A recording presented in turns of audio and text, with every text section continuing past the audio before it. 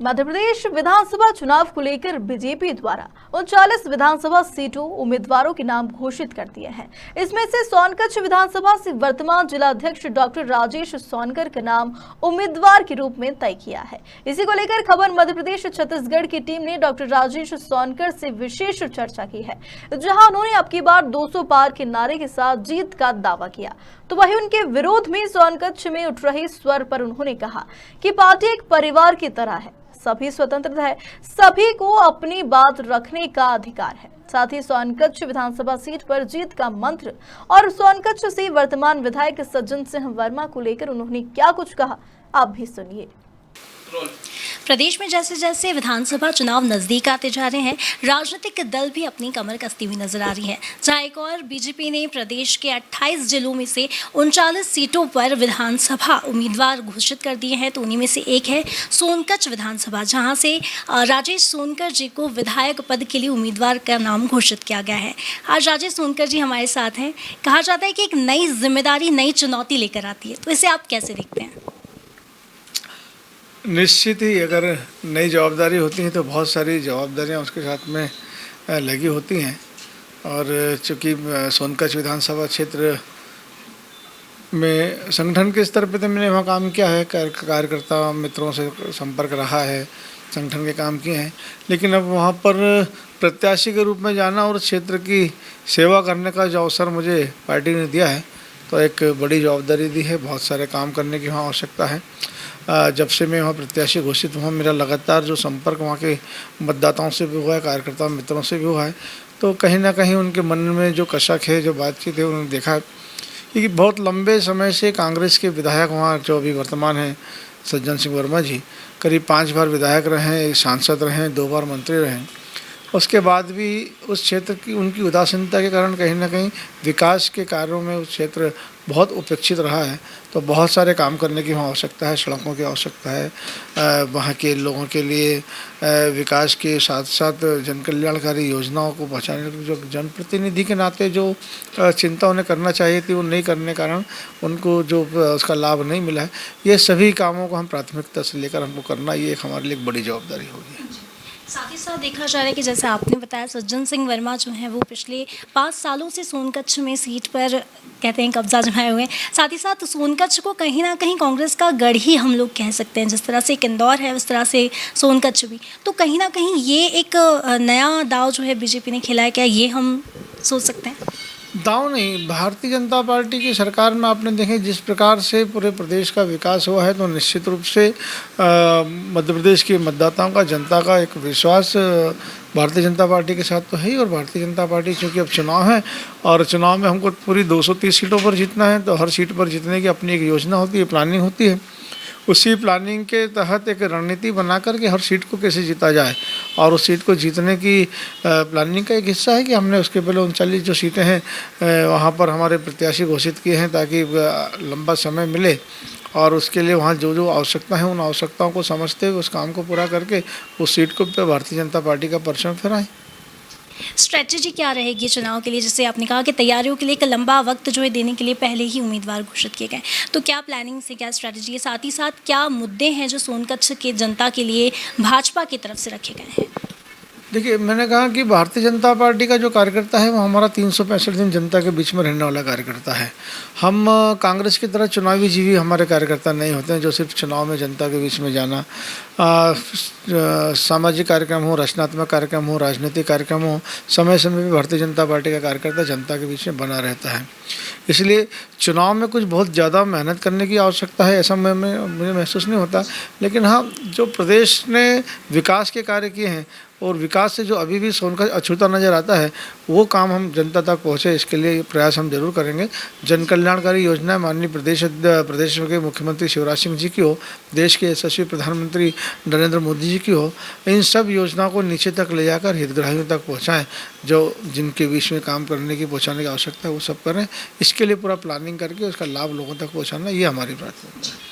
कुछ पंक्तियां हैं जो एक फेसबुक हैंडल से ली गई हैं कि पानी उतरता देख मेरे किनारे पर घर मत बसाना, मैं समुंदर हूँ लौट कर ज़रूर आऊँगा। शायद आप समझ गए होंगे। समर्थक जो हैं राजेंद्र जी के, वो भी कहीं ना कहीं विरोध प्रदर्शन करें। इस विषय में आपका क्या कहना है?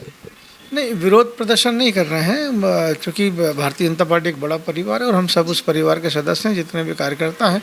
और परिवार के मुखिया के सामने अगर कोई विषय हो, हमारे मन में कोई बात हो तो रखना हमारा अधिकार होता है। तो सभी स्वतंत्र हैं, सभी को अपनी बात रखना चाहिए। उन्होंने अपनी बात रखी, बाकी रही बात उनके कार्य की, तो सब निष्ठावान कार्यकर्ता हैं, अनुशासित कार्यकर्ता हैं। और सब ने अभी एक ही प्रण बनाया हुआ है कि कैसे भी मध्य प्रदेश में और देश में भारतीय जनता पार्टी जीतना चाहिए, कमल खिलना चाहिए। इसलिए हर सीट को जिताने के लिए सभी पूरे मन प्रण के साथ, संकल्प के साथ लगे।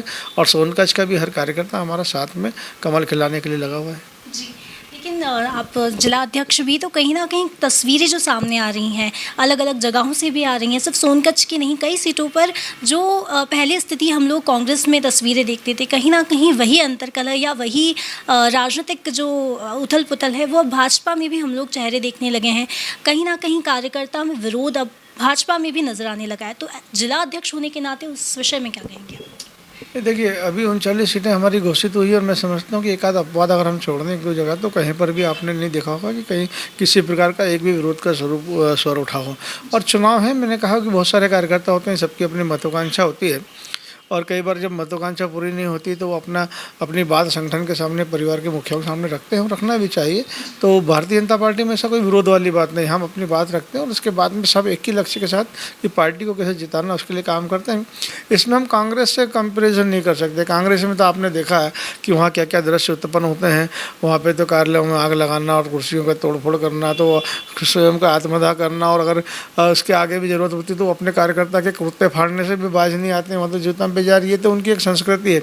तो कांग्रेस और भारतीय जनता पार्टी की कभी भी मैं समझता हूँ तुलना नहीं की जा सकती। हमारा कार्यकर्ता हमेशा समर्पित और हमारा जो अनुशासित कार्यकर्ता है, और वो एक ही लक्ष्य है कि हमेशा हर परिस्थिति में चुनाव कैसे जीता जाए, कमल कैसे खिलाया जाए, इसके लिए काम करता है। जी, देखा जाता है कि पिछली बार भी जो चुनाव है, जो अगर मैं जनता की बात करूं तो कांग्रेस को मतदान मिला था और कांग्रेस जो है वो जीती थी। लेकिन कहीं ना कहीं कुछ एक राजनीतिक उथल पुथल के बाद बीजेपी वापस। तो इस बार क्या निश्चय किया है और किस तरह से जनता जनहितैषी जो योजना है वो जनता तक पहुँचाई जा रही है? लाडली लक्ष्मी बहना एक अच्छी योजना है जो जनता तक जा रही है, तो क्या उस विषय में आपका? देखिए, झूठ और फरेब का सहारा सिर्फ एक ही बार लिया जा सकता है, और उसके लिए बड़ा उदाहरण है 2018 का चुनाव। 2018 के चुनाव में जिस प्रकार से एक झूठा वचन पत्र जनता के सामने कांग्रेस ने पेश किया था, 2 लाख रुपए कर्ज माफ़ी की बात की गई थी, हमारी स्वयं सहायता समूह की बहनों के कर्ज माफ़ी की बात की गई थी, हमारे युवा साथियों को 5,000 रुपये प्रति माह बेरोजगारी भत्ता देने की बात की गई थी, हर गांव में गौशाला बनाने की बात की गई थी। ऐसे अनोखे झूठे वादे हमारे प्रदेश की जनता से कांग्रेस ने किया था, और कहीं ना कहीं उनके झूठे वादों पे विश्वास करके जनता ने उनकी सरकार भी बनाई थी। लेकिन 1.5 साल की सरकार के कार्यकाल में जिस प्रकार से उन्होंने हर वादे से मुकरने का जो काम किया था, उसका परिणाम भी उनको देखना पड़ा। जब उन्हीं की पार्टी के वरिष्ठ नेता उस समय, जब आज हमारे नेता हैं, लेकिन उस समय जब वो कांग्रेस के बड़े नेता थे माननीय ज्योतिरादित्य सिंधिया जी, और उन्होंने समय समय पे बार बार उनको नॉक किया, याद दिलाया कमलनाथ जी को कि हमने जो जनता से वादे किए हैं, जनता ने जो विश्वास हम पे किया है, उस वादों को पूरा करने का समय है। और उस समय कमलनाथ जी जब अपनी हर जवाबदारी से मुकर गए, इवन हमने देखा कि क्या स्थिति थी उस समय कांग्रेस की। अगर वल्लभ भवन की हम बात करें तो वल्लभ भवन उस समय भ्रष्टाचार का अड्डा बन गया था। ये हम नहीं बोलते हैं, भारतीय जनता पार्टी के किसी नेता ने नहीं बोला, स्वयं उस समय की कमलनाथ जी की सरकार के मंत्री उमंग सिंघार जी ने आरोप लगाया कि दिग्विजय सिंह जी जो है वो जो है माइनिंग माफिया हैं, वो शराब माफियाओं को संरक्षण देते हैं। उसके बाद उन्हीं की पार्टी के बड़े नेता गोविंद सिंह जी ने कहा कि वल्लभ भवन जो है वो भ्रष्टाचार का अड्डा बन गया है। तो ये अनेकों प्रकार के उस समय की जितनी भी वहाँ की जो स्थिति है, कमलनाथ जी के हम जो सहायक थे उनके यहाँ हमने देखा मात्र 3 से 4 महीने में उनके यहाँ पर रेड दिल्ली रेड में 280 करोड़ रुपए उस समय बरामद किए गए। तो उस समय सरकार किस प्रकार से, किस नियत से प्रदेश का काम करी थी, जनता ने देखा, और उसका परिणाम फिर हमने देखा कि 1.5 साल बाद फिर उनको ज़मीन पर आना पड़ा। लोगों ने उनको उनकी सही जगह दिखाई। और अब भारतीय जनता पार्टी ने जितना काम पहले की सरकार में किया था, फिर अभी की 3.5 साल की सरकार में किया था, जिस प्रकार से हर वर्ग का हर समाज का, हर जाति का और हर आयु वर्ग के लोगों का कल्याण हमारी जन कल्याणकारी योजना के माध्यम से प्रदेश की और केंद्र की सरकार ने किया है। तो अब एक जो विश्वास भारतीय जनता पार्टी की सरकार के प्रति जनता के बीच में जो एक डोर है विश्वास की, वो और मजबूत हुई है। इसलिए मैं समझता हूँ कि अब इस चुनाव में हम प्रचंड बहुमत से जीतेंगे। अब की बार 200 पार का जो नारा है भारतीय जनता पार्टी का, हम निश्चित ही उसको पूरा करेंगे। जी एक निजी प्रश्न मेरा, शायद अंतिम प्रश्न भी, कि कहीं ना कहीं देखा जाता है कि आप बहुत एक्टिव रहते हैं, हर फील्ड में आप ज़्यादा एक्टिव रहते हैं, समाज का कोई कार्यक्रम हो तो भी आप ज़्यादा एक्टिव रहते हैं, तो बतौर जिला अध्यक्ष आपको समय देना होता है, अभी आप प्रत्याशी भी घोषित हैं तो वहाँ पर भी टाइम मैनेजमेंट आप कैसे करते हैं? देखिए, मैं तो अघोषित पूर्णकालिक कार्यकर्ता हूँ पार्टी का, और भारतीय जनता पार्टी का सभी कार्यकर्ता, जैसे मैंने कहा ना, कि अपनी जवाबदारी को पूर्ण करने के लिए हमेशा सतत प्रयासरत रहता, लगा रहता है। और हम सिर्फ राजनीतिक कार्यकर्ता नहीं हैं, हम समाज को के साथ में हर परिस्थिति में खड़े रहने वाले कार्यकर्ता हैं। कोरोना काल में भी आपने देखा होगा भारतीय जनता पार्टी का एक एक कार्यकर्ता अपने प्राणों की चिंता किए बगैर समाज की रक्षा के लिए काम कर रहा था। तो रचनात्मक काम हो, सामाजिक काम हो, राजनीतिक कार्यक्रम हो, इन सब कार्यक्रमों के लिए हम निश्चित रूप से हमेशा अपने आप को सबसे आगे खड़ा रखते हैं। जिला अध्यक्ष के रूप में मुझे बड़ी जवाबदारी संगठन ने दी है, तो निश्चित ही मेरी जवाबदारी है कि मैं उस विश्वास पर खड़ा उतरूँ। इसलिए हर संभव मेरा प्रयास ये रहता है कि संगठन के कामों को नीचे तक लेकर मतदान केंद्र तक कैसे पहुंचाया जाए, और उसके अलावा भी समय समय पे जो जवाबदारी होती है वो सब जवाबदारी मिलकर पूरा करना मैं अपनी कर्तव्य समझता हूँ, इसलिए उसको पूरा करने में लगा रहता हूँ। और आप सब जैसे भाइयों का, बहनों का, सबका सहयोग मिलता है तो और आसान हो जाता है। तो फिलहाल विधानसभा चुनाव आगामी कुछ महीनों में होना है, तो ऐसे में देखा जाएगा कि जीत का साफा, जीत का सहरा किसके सिर बनता है। कैमरा पर्सन गोल्डी गुजर के साथ मैं भावना जोशी, खबर मध्य प्रदेश छत्तीसगढ़ के लिए।